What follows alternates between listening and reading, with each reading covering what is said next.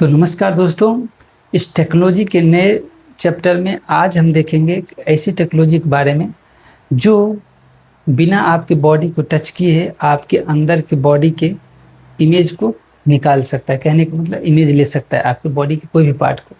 वही मशीन है CT scan. Normally हम इसको आप लोग जरूर जानते होंगे, सुने होंगे इसके बारे में। तो ये काम कैसे करता है और ये किस चीज़ को चेकिंग करने के लिए या फिर डायग्नोसिस करने में यूज़ किया जाता है, साथ ही इसके कितने फ़ायदे हैं और कितने नुकसान हैं, किस टाइप के पेशेंट को यूज करना चाहिए और कितना इसके साइड इफ़ेक्ट है, तो उसके बारे में पूरी डिटेल देखेंगे। चलते हैं, स्टार्ट करते हैं सेशन। और कुछ ये जो मशीन है, कुछ सीटी स्कैन कुछ आपको मिलता जुलता एमआरआई मशीन जैसे ही होता है। हालांकि एमआरआई मशीन से पहले ये सीटी स्कैन मशीन आया था। तो जिस प्रकार एमआरआई मशीन का ऑलरेडी मैं वीडियो बना चुका हूँ, आप देख सकते हैं वहाँ से। और ये एक पेशेंट टेबल होता है और ये मशीन भी कुछ इस प्रकार जो होता है। इसके अंदर एक जनरेटर लगा होता है, ठीक है। इसके अंदर क्या रहता है, इसके अंदर एक बहुत सारा बड़ा जनरेटर होता है।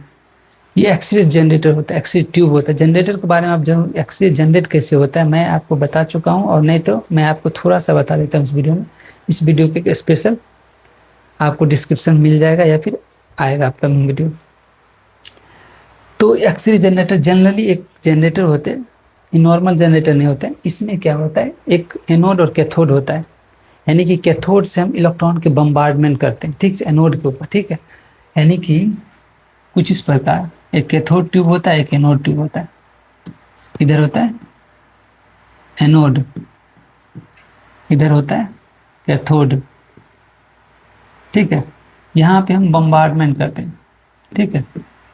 इस पे हम इलेक्ट्रॉन के बम्बार्डमेंट करते हैं, ठीक है। और यही इलेक्ट्रॉन कुछ 1% जो होता है इस बाहर निकलता है।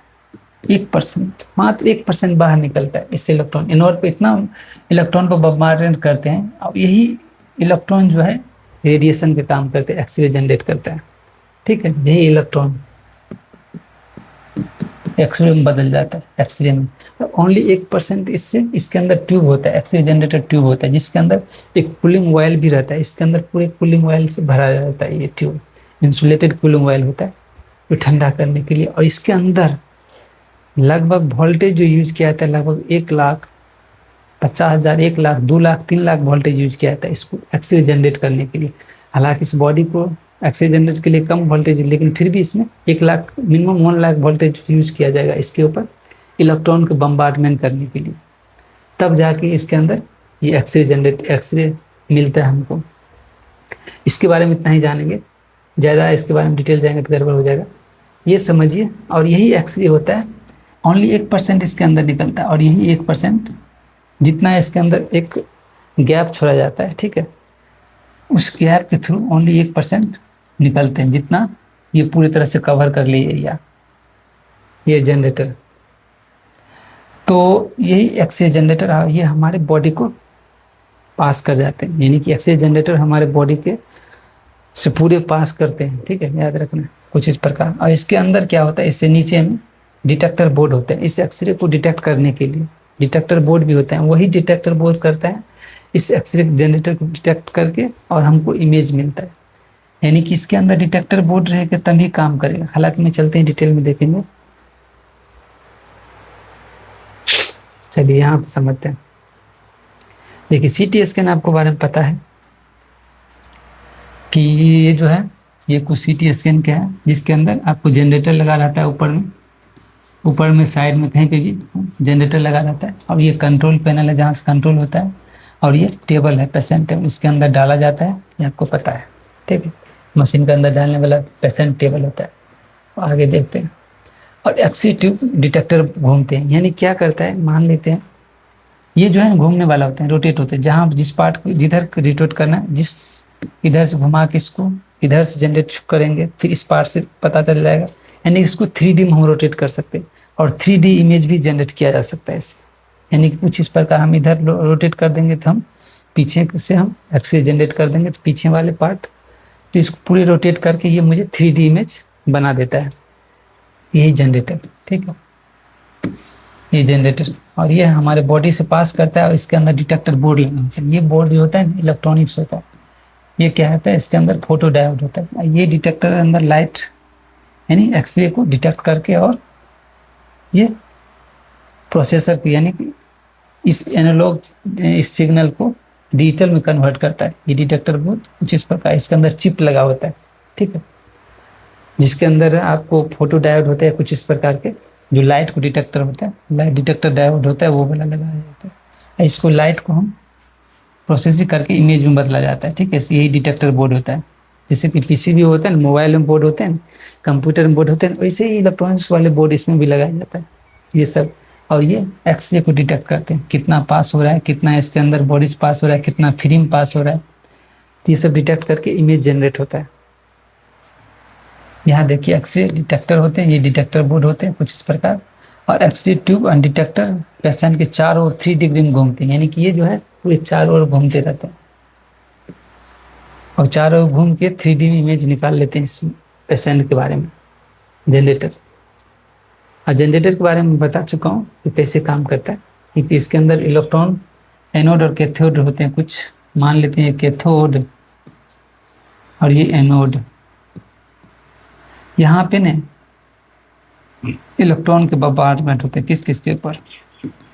इसको कूलिंग करने के लिए कूलर भी लगा इसके अंदर। इसके अंदर जो है एनोड जो होता है ना, कूल, ये काफ़ी गर्म हो जाते हैं, इसके ऊपर इलेक्ट्रॉन के बम्बार्डमेंट हो जाते हैं, जिसके वजह से ये काफ़ी गर्म हो जाते हैं। इसको ठंडा करने के लिए कूलिंग कूलर भी लगाया जाता है, यानी कुछ कूलिंग यूनिट लगाया जाता है जिसको ये पैनल को ठंडा रख सके। इसके अंदर जो होता है ना, इस जनरेटर के अंदर कूलिंग ऑयल होता है जिसको पूरी तरह सिस्टम को ठंडा रखा जाए। और इसके अंदर लाखों वोल्टेज डाल के इसके अंदर इलेक्ट्रॉन जनरेट किया जाता है, वही 1% इलेक्ट्रॉन बाहर निकलते हैं और जो जनरेटर के काम करते हैं। सिंपल लाइन में ऐसे समझिए, हालांकि इसके बारे में वीडियो में बनाऊंगा। तो ये हो गया। उसके बाद क्या कहता है यहाँ पे, एक्सरे बीमा शरीर से होकर गुजरती है, यानी शरीर से पास करते हैं। जैसे अपने बैग स्कैनिंग मशीन होता है ना एयरपोर्ट पर या फिर मेट्रो स्टेशन पर, उसी प्रकार बैग से एक्सरे पास हो जाता है। तो यहाँ बॉडी से भी एक्सरे पास हो जाता है। एक्सरे बीम शरीर के अलग अलग ट्यूब से होकर गुजरती हैं और उनकी घनता के बारे में पता लगाया जाता है। साथ ही जैसे इसके बारे में निकल के गया और इधर कितना आया, इसके बारे में पूरे पता लगाया जाता है, पास होने के बाद क्या है नहीं है, और डेंसिटी कितना है, क्योंकि ये चीज़ यहाँ डेंसिटी भी मायने रखता है। जो एक्सरे पास होता है ना, ये कितना डेंस है उसके बारे में पता कर लेते हैं, यानी कि उसके अंदर नंबर ऑफ एटॉमिक नंबर होते हैं कुछ इस प्रकार। वो एटॉमिक मास और डेंसिटी के ऊपर भी निर्भर करता है, ठीक है। जितना डेंसिटी ज़्यादा रहेगा, यानी कि लोहे को 3-4 बार मोटा किया जाए तो ये एक्सरे पास नहीं होने देगा, ठीक है। उसी प्रकार यहाँ पे भी, और उसके इमेज क्वालिटी भी कुछ इसी प्रकार बनता है। यानी डिटेक्टर बोर्ड एक्सरे की जानकारी इलेक्ट्रिकल सिग्नल में बदल देती है, ठीक है। इलेक्ट्रिकल सिग्नल में कंप्यूटर में भेजती है कुछ इस प्रकार। यहाँ जनरेटर, ये डिटेक्टर बोर्ड है पूरी तरह से।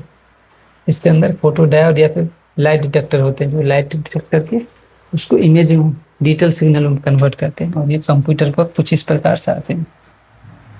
ये कंप्यूटर को हमको इस टाइप के इमेज ब्लैक एंड व्हाइट के रूप में मिलते हैं। हालांकि आजकल कलर भी मिलने लग गए हैं, कलर भी इमेज भी देखा जा सकता है। तो आपको अगर एयरपोर्ट पर जाएंगे तो एयरपोर्ट के जो जनरेटर होते हैं उसमें बहुत हाई वोल्टेज यूज किया जाता है। जनरेटर में से 2 लाख 3 लाख वोल्टेज यूज किया जाता है जनरेटर, जिसके वजह से कलर इमेज बनाते हैं। तो ये कुछ इस प्रकार जनरेटर काम करते हैं CT स्कैन मशीन के अंदर, और बॉडी के डिफरेंट पार्ट को ले जाते हैं। अब इसका नुकसान क्या है, अगर हम नुकसान के बारे में बात करें तो इसके अंदर रेडिएशन निकलता है, ठीक है। रेडिएशन का उपयोग CT स्कैन में एक्सरे रेडिएशन उपयोग होता है जो अधिक मात्रा में नुकसानदायक होता है, ठीक है। इसको प्रेग्नेंट लेडीज को नहीं यूज करना चाहिए। दूसरी बात है, गर्भवती महिलाओं के लिए, बच्चों के लिए रेडिएशन हानिकारक हो सकता है, किडनी पर असर पड़ सकता है। ये कुछ मामलों में कंस्टार्ड डाई का प्रयोग करने से किडनी पर असर पड़ता है। उसके बाद महंगा, CT स्कैन लागत अन्य जांच की तुलना में ज़्यादा महंगा होता है। एलर्जी या साइड इफेक्ट, कंस्टार्ड डाई होने से कुछ लोगों को एलर्जी, उल्टी और खुजली साइड इफेक्ट हो सकता है। साथ ही ये सटीक और स्पष्ट इमेज निकालता है, यानी कि जहाँ पे जिस एरिया को उसको डिटेक्ट करना हो वहाँ पे जनरेटर ले जाएगा, उसके अंदर एक्सरे छोड़ेगा और एक्सरे इधर डिटेक्टर बोर्ड चारों साइड से लगा रहता है और जनरेटर घूमते रहती है इधर, ठीक है, रोटेट करता रहता है और 3D में इमेज निकाल लेता है। शरीर के अंदर हिस्सों को बहुत स्पष्ट और डिटेल इमेज निकालती है। दूसरी बात, तेज और कम समय में जांच पूरी बॉडी को हो जाता है, कम समय में। कई बीमारियों का पता लगने में मदद, जैसे cancer, tumour, fracture, bleeding, infection आदि के बारे में पता लगाया जाता है। 3D इमेज और डिटेलिंग, 2D इमेज के साथ 3D इमेज भी बनती है जिसमें बेहतर डायग्नोसिस होता है, यानी 3D इमेज भी बनाते हैं आजकल जनरेटर, ठीक है।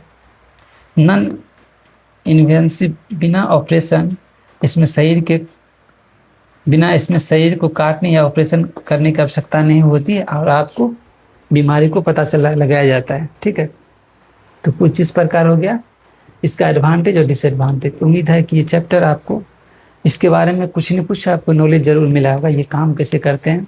हालांकि जनरेटर कैसे काम करता है, मेन फंक्शन इसमें जनरेटर होता है, उसके बारे में वीडियो बना दूंगा। मैं बता चुका हूँ कि कैथोड या एनोड यूज किया जाता है उसमें एक्सरे जनरेटर जनरेट के लिए, जिसमें कैथोड से इलेक्ट्रॉन बम्बार्डमेंट होता है एनोड के ऊपर, जिससे ओनली 1% जो इलेक्ट्रॉन होते हैं वो बाहर निकलते हैं, वही एक्सरे फॉर्म में होते हैं, ठीक है। ये याद रखिए, इतना ही पॉइंट एक्सरे जनरेटर में। तो नेक्स्ट वीडियो में मिलेंगे, तब तक के लिए दोस्तों लाइक सब्सक्राइब कीजिए।